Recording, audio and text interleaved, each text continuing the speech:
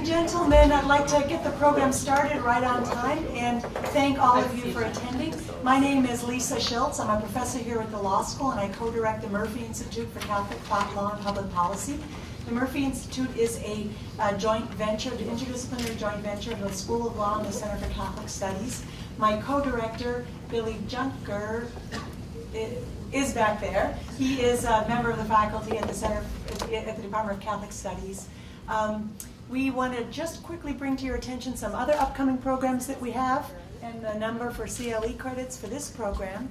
And I'm going to turn it over to our moderator today, Father Dan Griffith, who is a fellow at the School of Law and teaches at the law school. He is also a fellow of the Holleran Center and the chaplain of the Murphy Institute and the pastor of Our Lady of Lourdes Parish just across the river. So I will turn it over to Father Griffith. Thank you. Hello, good to be with all of you. Good afternoon. I am the pastor of Our Lady of Lourdes, which is soon to be obscured by a 30-foot high-rise where Nye's Polonaise is currently. So we're working on trying to have something that doesn't upset our historic church. Good to be with all of you today. And just to do a little bit of context here in terms of Catholic teaching, and then we'll introduce our speakers, our presenters today, and a little bit about the format. Scripture and church tradition have addressed the issue of not depriving the worker of his or her wages as consistent with God's will and a life of righteous faith. In the modern period of Catholic social teaching, Pope Leo XIII's groundbreaking encyclical Rerum Novarum affirmed the dignity of work as flowing from the dignity of the human person and introduced the idea of a just wage as attendant to the dignity of work. Pope Leo writes that the employer's great and principal duty is to give everyone what is just. To deny what is just, he continues, is an affront to both human and divine law. The right to a just wage has been consistently affirmed by recent magisterial teaching, including that of Pius XI, John Paul II, Benedict XVI, and now Pope Francis. John Paul II stated in Laborum Exercens that a just wage is the concrete means of verifying the justice of the whole economic system. Catholic social teaching is concerned about just wages because it is first concerned with the dignity of human persons and a life of human flourishing. Catholic social teaching reminds us that the human person is always to remain at the center of economic life as its goal. While the task of Catholic social teaching is to introduce objective principles to help build a more just social order, Catholic social thought encompasses the complex work of scholars and practitioners grappling with these principles and applying them to contemporary issues. Applying the teaching of just wage to our modern economic systems is indeed a complex task. Now to our scholars who will help do exactly that today. We have Susan Stabile, who is a professor of law and faculty fellow for spiritual life here at the University of St. Thomas School of Law, a noted scholar on topics related to the intersection of Catholic social thought and law. Her articles have been published in the Journal of Catholic Legal Studies, the Journal of Catholic Social Thought, and the Harvard Journal of Law and Public Policy. Susan is a fellow of the Holleran Center for Ethical Leadership and an affiliate senior fellow of the St. John's University Vincentian Center for Church and Society. Susan received her law degree from New York University School of Law, where she was editor-in-chief of the NYU Law Review. And Susan also, happily, is a consistent presenter at Our Lady of Lourdes in many areas as well. So we thank Susan for her presence here today. David Vang has been a professor of finance in the Opus College of Business at the University of St. Thomas for over 27 years and served as department chair from 1993 until 2011. Besides being an award-winning teacher, he has performed more than 70 consulting assignments for firms ranging from small businesses to Fortune 100 corporations. He has been a CFO for a technology firm through the process of startup to going public and this experience led him to co-author the textbook Entrepreneurial Finance, an Applied Approach. He holds a PhD in economics from the University of Iowa. Now to our format. Susan will begin with a 12-minute presentation, and Dr. Vang will respond, and he'll also have 12 minutes, and then Susan will respond to Dr. Vang, and then he'll have 5 minutes as well to respond. You have forms, purple forms here. Maybe that's not the right color. And so please write out your questions, and students will come, raise your hand when your question is completed. Students will come by and pick up the questions, and we'll have a question and answer session after the response period. So welcome Susan Stabile.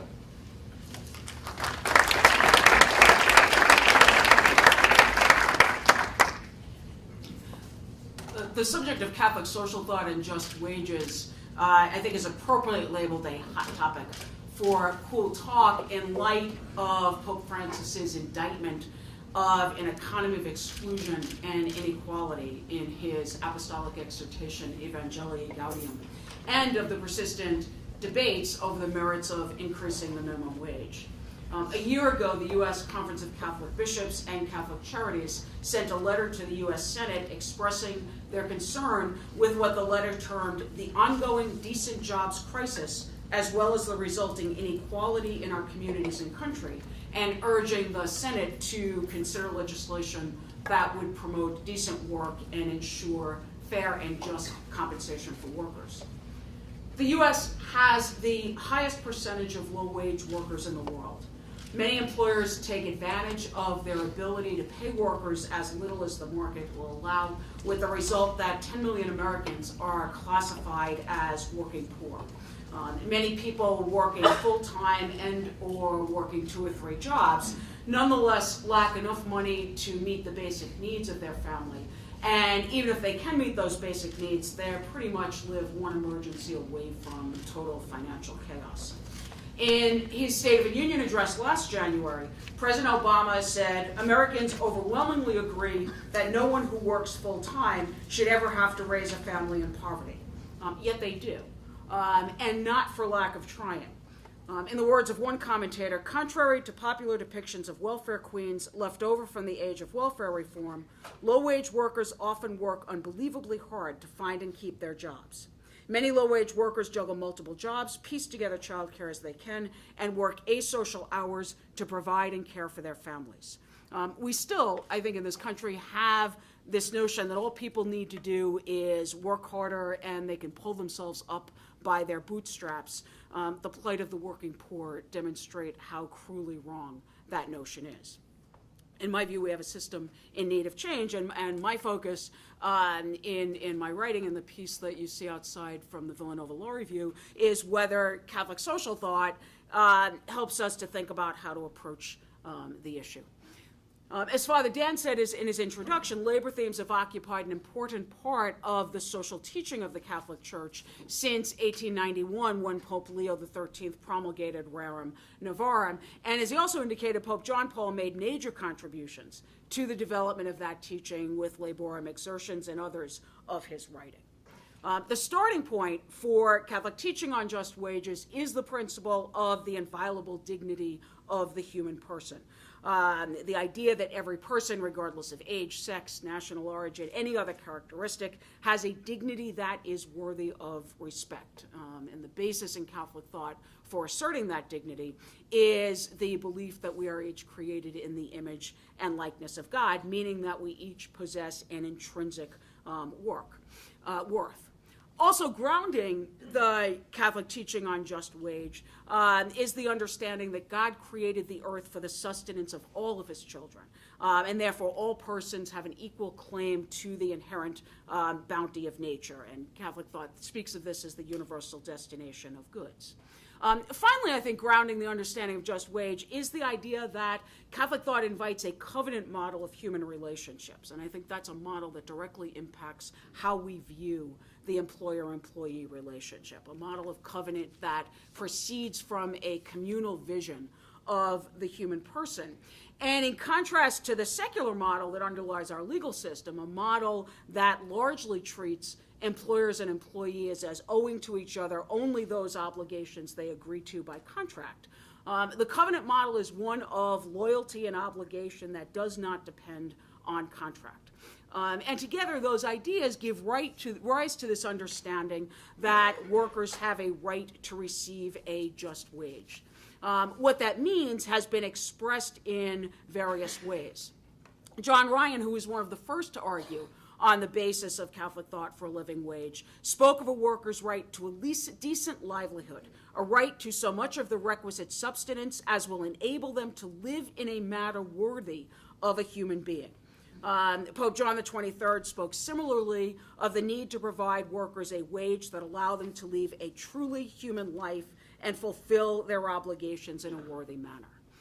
And several things flow from various formulations of a Catholic understanding of a just wage. First is that a just wage is not just about the need to physically exist, but is one expression of the moral imperative to respect, encourage, and facilitate the human person in his or her ability to become human, fully human. So that is a wage that permits the flourishing of the human person. And implicit in that is that we're not simply talking about, when we talk about just wage, the ability to not live in abject poverty. So we're talking about more than eking out bare subsistence. The second implication is that the market cannot be the final determinant of wages. Free market enthusiasts posit that wages and working conditions are fixed by competition between employers and employees, and a fair wage is a wage agreed to between the employer and employee in an open market. And it doesn't take a degree in economics to see the problem with that analysis, that employers and employees simply do not start out on equal footing, and that employees, particularly low-wage employees and particularly employees in a tight job market, are lucky to have one job offer on the table, let alone multiple offers that they can choose from. And they can't afford to wait it out, to wait for a better offer. They have bills and immediate needs to wait. And so the idea that wage workers end up accepting a fair wage because that's what the market gives them is simply fiction. To be clear, Catholic thought does not oppose either private property or a market system, but it does not accept either as absolute. As early as 1931, Pope Pius XI warned that free competition and especially economic domination must be kept within definite and proper bounds, and that excessive focus on profit and competition leads to great injustice and fraud. Pope Francis, in his recent apostolic exhortation, spoke eloquently on the question of private property, writing, "The social function of property and the universal destination of goods are realities which come before private property. The private ownership of goods is justified by the need to protect and increase them so that they can better serve the common good. For this reason, solidarity must be lived as the decision to restore to the poor what belongs to them." There's a lot of room to debate as the best means of addressing the fact that so many workers that work full-time jobs do not earn enough to allow them to flourish as human persons. A question of ongoing debate is whether we should increase the minimum wage. Some suggest that doing so may help some workers, but overall does more harm than good because it increases unemployment and unduly burdens small businesses. Other authors argue that the displacement effects of increasing the minimum wage are small, drawing on evidence from local living wage ordinances. Should we leave the minimum wage where it is and expand the earned income tax credit? There's substantial disagreement about which of those is the better way to address poverty in the United States, some suggesting that the earned income tax credit is a far better approach. Catholic social thought does not purport to trump that debate. It makes no claim to having a definitive answer as to how to secure a more just wage for workers. Indeed, in this area, as in so many, there is dispute about how Catholic teachings translate into particular positions on law and public policy. What Catholic social thought does do, though, is several things. First, it tells us that addressing the issue is not optional. that the worker's right to a just wage is non-negotiable. It is unalterable. And that means we don't get to shake our heads at the enormity of the problem, throw up our hands and say, well, this is just too hard. Let's, go and talk about something else. Human dignity is at stake, and we must be part of the solution. How we deal with it is a matter of prudential judgment. That we deal with it is required. Second, as I already suggested, Catholic social thought tells us that our goal is broader than simply trying to reduce poverty. Much of the discussion and the evaluation of various approaches take poverty reduction as the goal. And Catholic thought is concerned with something more than that, given its concern with the dignity of work and the worker. And I should add its concern for promotion of the family, meaning we're not just talking about an individual's ability to flourish, but the family unit. And so I think that means that Catholic thought gives us a broader lens through which to view competing approaches. And third, Catholic social thought gives us a set of principles by which to evaluate proposed effects. Along with the principle of human dignity, of common good, and of solidarity, it offers that of subsidiarity, a principle that expresses a preference for addressing social needs at the lowest possible organizational level that can be effective.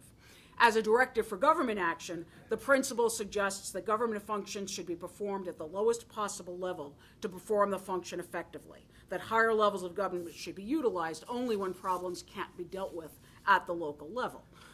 To be clear, Catholic thought acknowledges that government has a role here. Although the obligation to pay a just wage falls primarily and first on the employer as the one who reaps the benefit of the labors of the worker, the state is obliged to enact laws that will enable the worker to obtain a living wage. Moreover, I think there's a good argument that when the economic situation is such that the employer cannot pay living wages, social justice still applies and governs and requires the government to step in so that the payment of living wages becomes economically feasible. Subsidiarity obviously is implicated in our efforts to secure a living wage, and I think in all of these various proposals that have been discussed of these, minimum wage, earned income, and tax credit, these principles come into play in our analysis. And obviously an analysis of comparative evaluation of those is beyond my scope here. Last time I got to talk about this subject, I had an hour. So 10 minutes is kind of limiting. But ultimately the point is not how we apply the principles. As I indicated, I think people who write and teach about these issues disagree about the answers, but I think these are principles that challenge an approach that looks only at numbers and costs to a set of deeper concerns. Thank you.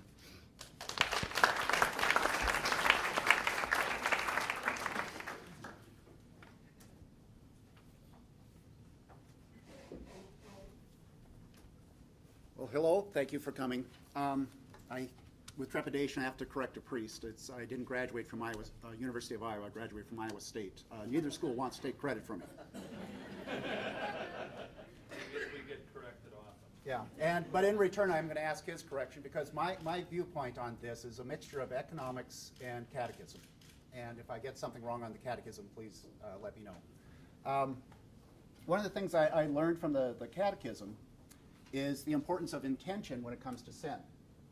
So, for instance, if I absolutely hate all you guys, and I enter into an act to hurt you, but let's also suppose I'm incompetent, so it boomerangs, and you're all better off. The church would say, Dave, you still sinned. I mean, even though there was a good outcome for all of you, you had malice in your heart, you wanted to hurt, therefore you committed sin. So intentions is very important when you take actions. However, intention is not viewed as a trump card for everything. So for instance, I can't go through life and leave a field of chaos and carnage behind me and just look over my shoulder and go, at least I had good intentions. No, I have to have a third element or another element, and that is having an informed conscience. So those of you who've taught catechism may be familiar with this little phrase, device of PTA. Pray, think, act. It's not act. It's not pray and act. Pray, think, and act. You have to have an informed conscience when you do something. So I'm not going to say that you guys should not vote against minimum wage or anything like that. What I am saying is that you need to have an informed conscience before you pull that lever to vote in favor of a minimum wage increase. And I guess my little contribution, I'd say, is there should be 3 factors that I think are necessary for you to have an informed conscience about the minimum wage. First factor, raising the minimum wage is a conscious decision to destroy some of the jobs and some of our most vulnerable people in our society so it can give an income transfer to someone else. I wish the world didn't work that way, but that's what we have to take that into account. Second, raising the minimum wage or legislation like that is basically an attempt to kind of sever the link between the productivity the employee has and the benefit it gives to the employer and what the wage is. And let me throw in another mnemonic device here. Rather than PTA, Pray Think Act, in other words, Stabile, which is shorthand for there's no such thing as a free lunch.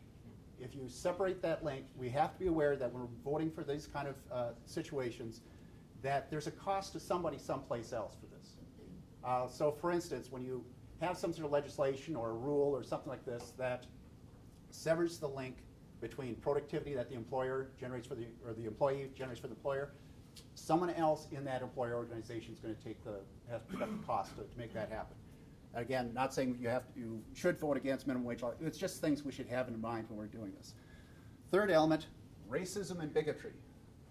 I'm not saying if you vote for the increase in minimum wage that you are a racist or a bigot.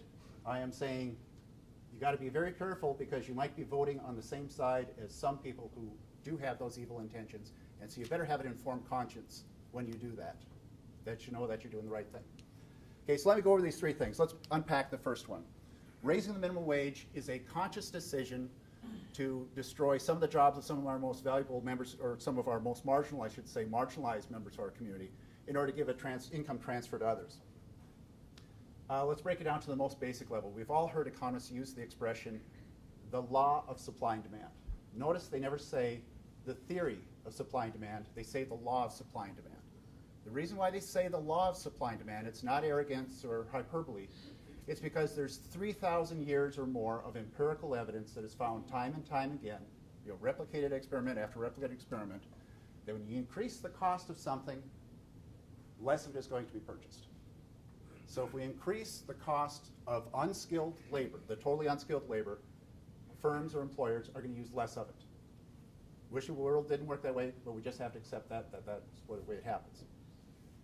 Now, if you don't trust 3,000 years of empirical evidence, you can Google an economist by the name of Dr. Thomas Sowell.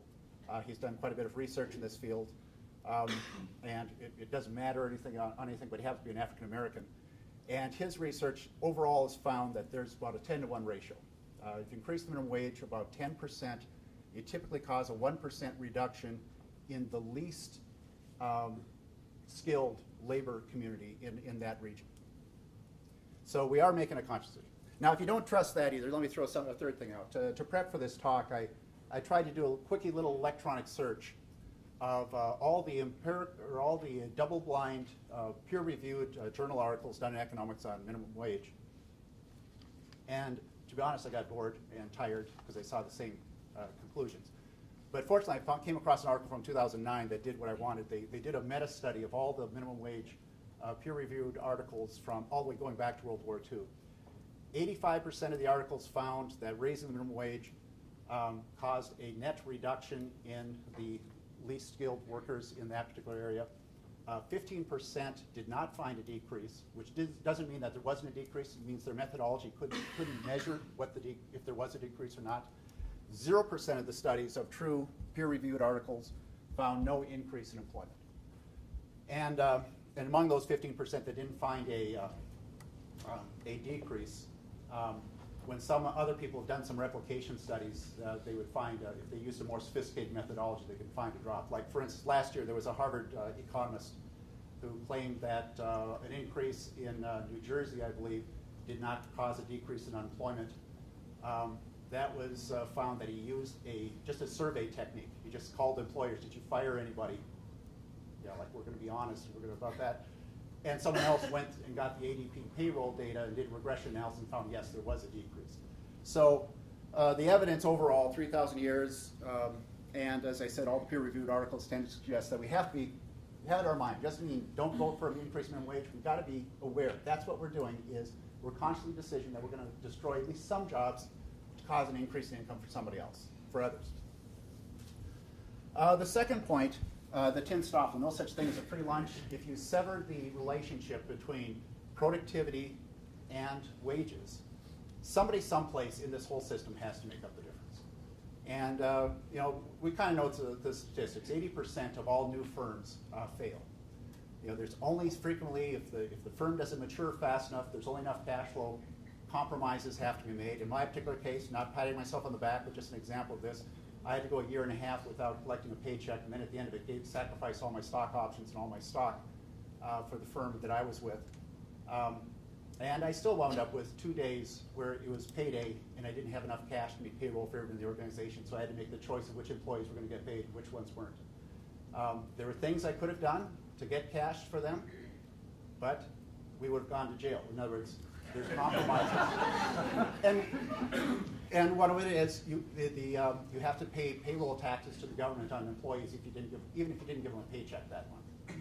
So that would be a violation. So there's all these things. So if you have these things that are disconnect between what the employer or employee generates for his or her employer and what the employer has to pay, somebody else in the organization has to pay for it. Now, I'm not going to pick on my faith right now, but it's going to sound like it.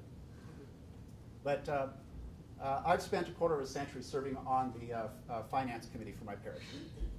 And through that experience, I've served with other organizations throughout the Archdiocese. And the Archdiocese here has this wonderful document called the Archdiocesan Justice and Employment Policy. I can tell you there's not a single parish or organization in this Archdiocese that is in 100% compliance with that policy, because they can't afford to. Go to any parish and you're going to find the business managers say the same thing that I was saying as a business person. I can't do all of this and be in compliance with everything. So go to any parish and you're probably going to find some employee who's de facto working full-time, but listed as part-time so that they don't have to pay benefits. Or you're going to find situations where, to avoid overtime, the employee is asked to be a volunteer for so many hours and things like this. So again, it's not to point out hypocrisy, it's just this theme that if you're going to sever the link between what the productivity of the employee is going to give to the employer, somewhere in that employer structure, somebody has to make up the difference. Otherwise, you have to fire the employees. Now, the third point, racism and bigotry. There's a lot of thought that went into, again, just wage and so forth. On a practical matter, the real momentum politically in this country for minimum wage law happened in the 1930s. At the height of the Great Depression, a number of African American gentlemen from the South decided to pool their labor and work for traveling construction firms, and they would bid on various projects. These firms became extremely successful because they had a huge labor cost advantage over other firms. And guess what happened? A bunch of the all-white firms, especially in the North, started to put pressure on their political environment to say, let's have prevailing wage laws. In other words, let's take away the cost advantage that these other firms have. In other words, they were trying to reduce the cost of discrimination to zero. Well, you might be saying, well, that's the 1930s, Dave. What is it for today? Well, today, look at the unemployment rate for inner city youth compared to the unemployment rate for suburban youth, and it's a factor of 2 to 3 times or more. Now, I don't want to give anyone any wrong ideas, but if there's someone in this audience who is a racist or a bigot and you really want to hurt inner city youth, the empirical evidence seems to suggest that high altitude bombing is the most effective way, but raising minimum wage would be a close second. That was supposed to be a joke. Thank you.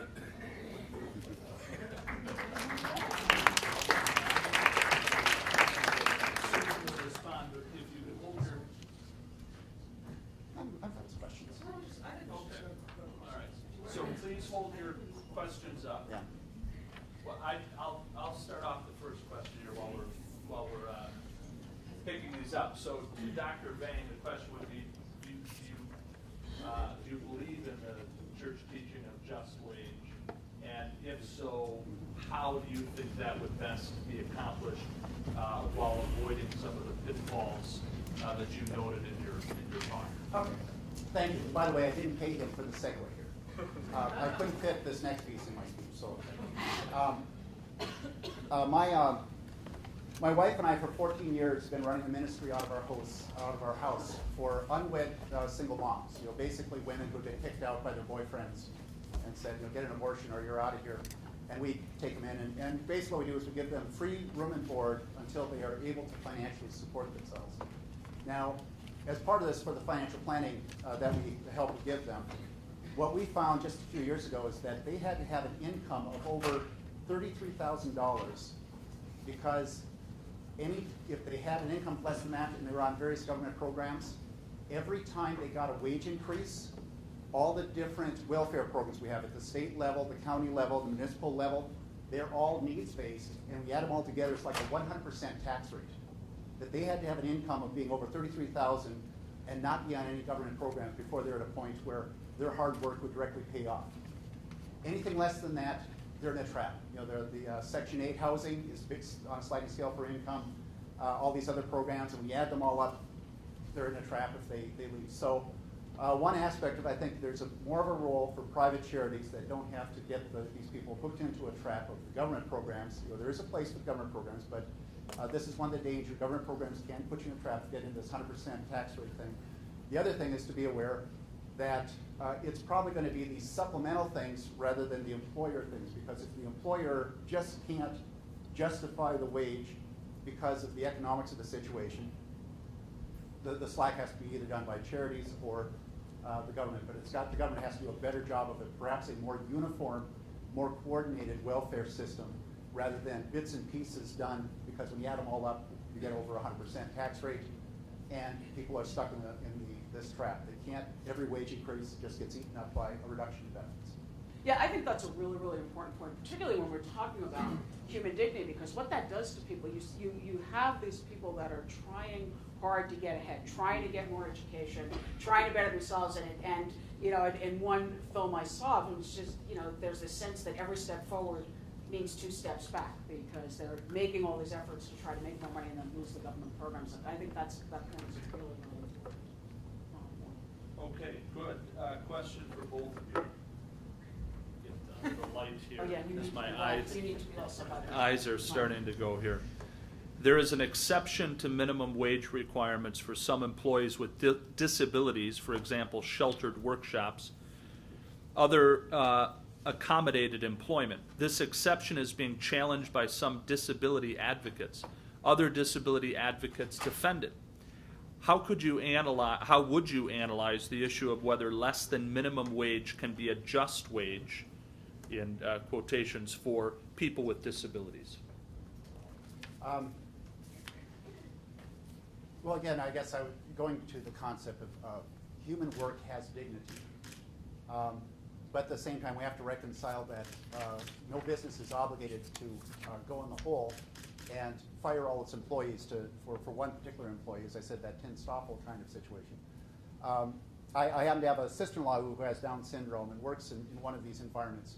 And I think it's the income that she gets, as well as the sense of self-worth, is certainly worth, I don't know, whatever qualms you might have about adjusting, you know, special adjustments for special needs people to have a low minimum wage. I think that's actually a good compromise, because people in those kind of circumstances also have some other government assistance that makes up the difference. But getting them out and work, as I said, it adds their sense of self-worth. Yeah, the one thing I would add to that, though, is that the subminimum wage provision was put in at a time that we didn't have the American with Disabilities Act. And I think there's a good question whether there ought to be some changes to that provision to reflect the fact that some of these workers are workers that, with accommodation, probably could be in different jobs than they are. And I think that's a harder question. I think it's one thing if you have a worker who, even with accommodations, could not perform a regular job. But there are clearly some category of workers who are still subject to the subminimum wage, and I think, given the ADA, probably should not be. And I don't see the direct connection with the ADA in that as much, because the ADA is about the employers primarily being respectful for the employees, things like wheelchair accessibility, things like this. In the case of the special needs worker, like in the case of my sister-in-law, a local hotel will have 4 or 5 of these individuals clean a room rather than one. And the only way to make that economically feasible for the hotel is to make the wage of each one's less. But they get the job done because their jobs have been broken down to more specialized. But my only point is that some of the people that are in those workshops are not people like your sister with Downs, Sister-in-law, but are yeah. sister-in-law, but that are people with physical handicaps that probably could be accommodated. So I think there's a broad category of workers that are covered by the subminimum wage provision, and that may be less work. Lisa probably knows more about this subject than either of us. I know there's something. the question. Oh, you. I figured that was your Is it question. your committee that's working on that? Okay, this is kind of a conflation of two questions here. The first being, and this is to Susan, to Professor Stabile, is there a difference between a just wage and a living wage? First, and then under what circumstances might a just wage not be a living wage? Good question. I think that if you take the statements in Catholic thought about what it means to pay someone just wage, that a just wage has to be a living wage. Now, I think when you're talking about workers that because of disabilities are getting, can you look at the totality? I think that may be a situation where you might say, well, generally, I think no, a just wage has to be a livable wage. Okay. Okay, one more for Susan. We'll come back to Dr. Vang. What about a maximum wage? And this is also an example of a leading question at the end here. We know that human happiness does not increase beyond a certain level of income. There are enough resources for everyone to live decently. We have a distribution problem, right?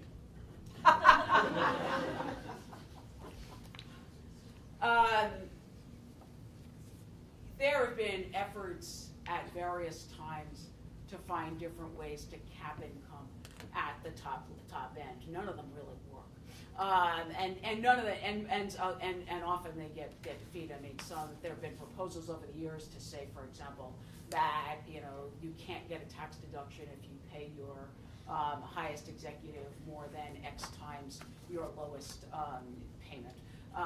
But any system like that you put in, people would probably find ways around it. I think it's hard to justify dealing with that one by legislation, and even if you thought legislation, but I don't think you've thought something. Yeah. Well, I dispute the overall premise that there's a limit. What happens, it's diminishing marginal utility. The more you have of something, typically the happier you are, but each successive unit increases your happiness by a smaller amount. So it diminishes, it's not an actual cap. So for instance, like if you're a starving college student and you drop your wallet and lose $100, that'll be a big deal. Bill Gates, he finds a $100 bill on the ground. It's probably okay, but you'd have to think twice about whether it's worth this effort to study. But there is some value there. And so what happens if you actually believe there is a cap, we actually did have times in our history, for instance, where we had marginal tax rates of over 70%, almost 80%.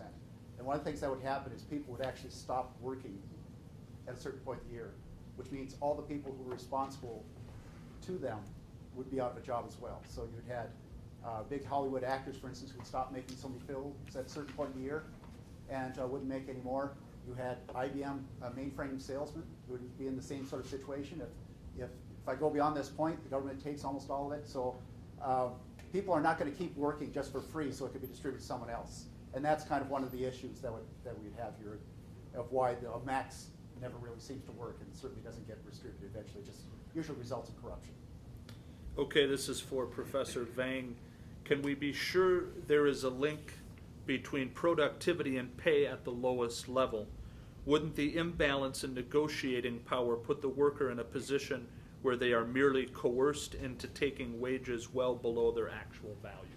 Well, I think that's a what do you call it? Almost a tautology. If you don't have a skill that is valued by employers, you are in that situation. So I guess I'm not trying to understand what the nature of the question is. Yeah, I'm sure people can't wait, but the implication is that the person also doesn't have a skill that is marketable to employers, and that essentially proves the whole point. Well, no. And because let me put it this way, really quick. I think we ought to be very, I'm sorry to interrupt you. No, this one's good. Minimum wage, for the most part, applies to people who don't have some sort of skill or something that is marketable. If you do have a skill, then most likely you're going to be naturally paid something greater than that. And so this minimum wage kind of, again, affects the most marginal, the bottom end of our society, the most vulnerable people. We have to be careful about, in the attempt to help them by raising the minimum wage, are we actually hurting them their first chance to be on the economic ladder? I can also understand the fact that, you know, if you're in a community where absolutely no one has these skills, yes, the employer is definitely in the driver's seat when it comes to the minimum wage worker. Yeah, but the problem is they may not have a skill that is valued highly. But if I'm selling hamburgers, I need someone to cook those hamburgers. So I have to hire someone to cook the hamburgers. So the question then, I mean, but your comment when you're going through your point suggests there's a link, you know, you talked about severing the link between productivity and pay. It doesn't mean that the person's being paid, that assumes that everybody's being paid commensurate. No, I'm not saying everybody. I'm saying there is a link. It's not perfect. There's a fudginess. If you completely sever it, then we have problems because you can't. Is that pay. a term of art, fudginess? But yep, fudginess, yeah. Okay, along the same theme here, this is also for Dr. Vang, but Susan, you can jump in as well. The productivity of the average worker has increased by several factors over the past 40 years, even as their real wages have stagnated in comparison with the managerial class. Do you deny this? Well, again, you're talking about averages as opposed to segment by segment. So yes, if you're talking averages, I would be surprised that some data would show that average productivity increased. Certainly wages have been stagnant. But again, you're talking about averages. So in other words, a few people with very, very high incomes or so forth can bring up the overall average and so forth. Better measures would be median or doing it segment by segment. And one of the things that has happened is we've had a substitution away from, through technology and other things, away from jobs that in the past were manual jobs that could have had generated a living wage almost by themselves, but in today's environment can't. Susan, there is certainly a great disparity of wealth when you look at executive pay and working class and folks at the lower income strata. Is that of concern to you? And why? And if there's any remedy to that? You talked about maybe not going through law and policy. How do we deal with that if it is a concern? I think it is a concern. It's totally apart from this discussion. I spent a number of years writing about that issue. Unfortunately, there is not an easy solution to that. You know, people argue that with respect to public companies, if you have greater disclosure, shareholders can use their power to force against it, but that doesn't really work. As I suggested, various tax approaches I don't think are effective. So yeah, the answer is I do think it's a problem on a number of levels, but it's not a problem that I see an easy solution for. Okay. Dr. Vang, is there anything that you see that could be Well, done if you Not a perfect solution, but it is simple, and I think it would do away with a lot of it. In 1999, the government passed a change in tax law that said that if your executive had an income over a certain level, I think the cap was $1 million, it couldn't be deducted off of the company's financial statements as an expense unless it was somehow tied to some other metric, and that created all kinds of distortion. Instead, if we got rid of that, you would be out there in the open what our executives would be paid. Because when you hear some story about executive X made $30 million, it was probably some sort of stock option scheme that could also now open up to backdating of when the exercise date is to kind of to juice his income. If you just made it straight, hey, here's the salary you negotiated, you pay taxes on it, and the company gets to deduct it as an expense, it would be all out in the clear. And it wouldn't necessarily always reduce, I think it probably would reduce the disparity between the lowest and the highest, because there's a lot of leverage that can happen when you start using options or things to hide the income. Yeah, and underscore hide, because I think that that alternative is a much more transparent approach. It's almost impossible for ordinary shareholders, I think, to even understand the compensation disclosure in public documents, in part because of the incentive-based nature of the compensation. Incentive in quotes. Okay, this is also for Dr. Vang, but either can answer. So it seems that raising the minimum wage is a zero-sum game. I would say it's worse than that. Or is that was your argument? Or is there a way to increase the money to meet the pay increase? Well, as I said, this is where it's as I said, when you raise the minimum wage, you are destroying some jobs. Now I want to be even clear about that. Because the supply and demand curves, the way they're angled, the dollar value of the income of the jobs destroyed is actually greater than the increase in the income of the people who get to keep their jobs. In terms of, so if you increase the minimum wage by, say, a quarter, you add up all the quarters of the people who kept their jobs, that amount is actually less than the dollar value of the jobs. It's actually a net loss. The main thing that you could really do is encourage economic growth so that the minimum wage becomes a moot point. In other words, if the minimum wage was, just being facetious here, was like a penny an hour, it would be irrelevant. You need to have the economy in a strong enough position where employers have an incentive to take on the marginal employee and train them themselves because they need the bodies. That's really what would probably be the best economic policy and social justice policy of all. To both of you, are you advocating to eliminate the minimum wage full stop?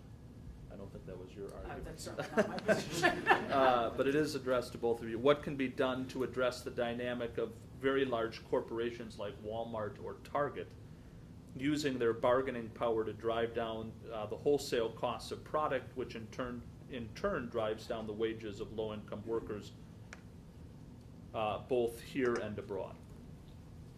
Again, I guess I dispute the premise a little bit, because what the research seems to have found is that large employers like Walmart and so forth actually tend to be in favor of the increases in minimum wage, because it reduces the competition of the small retailers who would be competing against them. Again, I can kind of speak from experience. My brother and his wife own the local True Value hardware store in Deerwood, and that's one of their big elements is Walmart or large employers like this have ways to pass the costs on to other parts of the organization or the consumers through volume, so that they can pay their employers something greater than the minimum wage, whereas the local small town hardware store or something like this has to pay it. And so actually the empirical evidence actually shows large employers tend to be in favor of it because it reduces the competition of the small employers. Well, by the way, in case about an absolute minimum wage, I guess I wouldn't be brave enough to actually say eliminate it altogether. I would just say from personal experience, I'd be pretty close to say that. This is on camera. But on the category of too much information. My mom and dad both only had an 8th grade education. I grew up in north central Minnesota. My dad died when I was 7 years, or right before my 7th birthday. My mom had a heart attack when she was when I was in high school. And I'm where I am today because an employer gave me a job where I pretty much had to break, this is on camera, and this is in Illinois Law School, where I had to break 3 or 4 laws every day before I got out of bed. One of them was the minimum wage law. Some were some of the child labor laws and so forth. But that job allowed me to financially support my mother up until I was 20, and then she could finally get aid on her own. As I said, so I'm a little bit emotional about this. As I said, it's very important that we don't kick the rung out of the ladder of our most vulnerable people. The best way to kind of help people over the long term is if the schools have failed them, if the churches have failed them, their employer might be their last chance to learn some of the skills they need to kind of start progressing up to that. Okay. Perhaps those laws didn't bind your conscience. Yeah, well, they're out, there's the statute of limitations. I Protected. checked that. Okay, so one final written question to both of you, and then we'll open it up. Some folks, I'm usually this way, like to ask their questions rather than write them, so we'll allow that opportunity. So there's a couple of them that I'm having a hard time reading them in terms of the legible handwriting, which, okay, so here to both of you, the right of workers to form unions is a bit kind of an attendant question here. To form unions is arguably one application of the doctrine of subsidiarity. If all of the fast food franchises in the country were unionized, the just wage problem would be solved for those workers. Shouldn't we as Christians be backing national unionization for all low-wage workers? I think fast food is a classic example of the link between productivity and wages. There's only so much revenue an employee in that particular industry can generate. And this effort to increase the minimum wage or to unionize fast food workers, I'm certainly in favor of unions. Everybody in my family was a member at one point. I think it would be one of the fastest ways to start investing in computerized fast food systems because those jobs will just go away. The worst Ferrari salesperson in the world has a higher chance of making some income. If they only make one sale a year, the marginal revenue they can add to the company is so great that they can make enough on a commission to last for the year. The best checkout worker or the best hamburger flipper, I'm sorry, because of the productivity of that industry, the way it is, their job would go away if you raise it too far above what their productivity actually justifies. And Yeah. Go ahead. I was just going to say, but in general terms, I think it is correct to say that Catholic thought would support formation of unions, would support the ability of workers to represent themselves that way. I'm not sure I can factually address the fast food. And is fast food contrary to the dignity of the human Well, person yeah, and human flourishing? Anyway, okay, so why don't we have some questions here. Sir, go ahead. This is more by way of a comment. It seems to me that the church made a fundamental mistake right from the beginning on the just wage. It was challenged by the socialists in Europe. And that challenge led to them being particularly concerned about the loss of their people that they moved into the city and their demands for justice and system. And they came back with the just wage theory. Now, that causes the socialists because it takes them off government. Government doesn't do anything, which is what the socialists wanted. They were counter-proposal. But having that counter-proposal, that, as you said, puts the fundamental first responsibility on the employer, runs contrary to his economic theory. And frankly, he's right about the economic theory. I don't think so, because I think it says first and foremost it's on the employer, but if the employer can't, there's a role for government The here. employer can never, in a capitalist market system, do that. Pay a just wage to its workers? No. Why? Not, they cannot pay a just wage if the worker's productivity is less than that just wage. They cannot do it. So the emphasis then in social justice theory should be right back to the government. If we were approaching this right, we would say, we take that earned income and tax and we move it on. And the second thing we do is give everybody free health care. If you do that, you won't have to talk about a minimum wage. The only problem with that is you're gonna put pressure back in the middle class. And whenever any politician in this country, you know what, doesn't talk about the poor, they talk about the middle class. And at some point, our moral teaching has got to address that moral problem. The real people who have to pony up is not just the rich, it's also the middle class. Yeah, well, I'm on the same page as you on universal health care, so, but I do think Catholic thought recognizes there's a role for the government, but I think it has to go through the first stage of saying, you don't jump to that until you say, now maybe what you're saying is, well, by definition, there's always gonna be a category of people from that's true. I don't disagree with that. But I think they have to go through the steps of saying, first employer, and then if not employer, then you go. I don't want to take anyone else's time real quickly because I see a bunch of other people. Real quickly, I think one of the things that I think the church in our current hope runs into is that there is a difference between capitalism and corruption. I mean, in some countries, that's not capitalism, that's just outright corruption, you know. I mean, you need the issue, the things of enforcement of property rights, enforcement.